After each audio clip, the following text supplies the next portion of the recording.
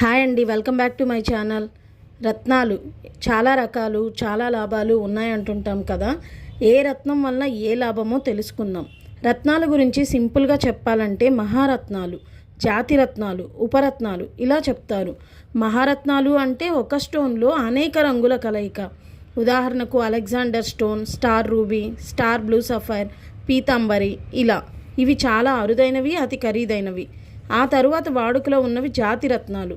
కెంపు, ముత్యం, పచ్చ, పగడం, వజ్రం, ఇంద్రనీలమణి, పుష్యరాగమణి, గోమేధికం, వైఢూర్యం ఇలా. ఇవి ఒక్కొక్క గ్రహం యొక్క ఎనర్జీస్ని తీసుకోవడానికి సహాయపడతాయి.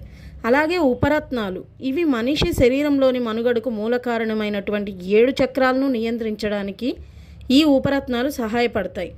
చక్రాలను గ్రహాలను అనుసంధానం చేసుకొని మానవ శరీరం ఫలితాలను అందిస్తుంది.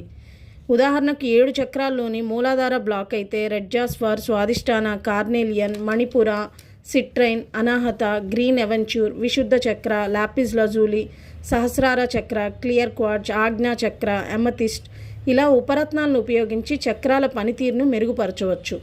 అదే జాతిరత్నాలు సూర్యగ్రహం ఎనర్జీ కోసం కెంపు, చంద్రుని ఎనర్జీ కోసం ముత్యం, బుధగ్రహం కోసం పచ్చ, శుక్రుడు ఎనర్జీ కోసం వజ్రం, గురుగ్రహం ఎనర్జీ కోసం పుష్యరాగం, శని భగవానుడి ఎనర్జీ కోసం నీలమణి, రాహు కోసం గోమేధికం, కేతు ఎనర్జీ కోసం వైడూర్యం, కుజుడు ఎనర్జీస్ కోసం పగడం ధరించి గ్రహాల యొక్క పాజిటివ్ ఎనర్జీని తీసుకోవచ్చు.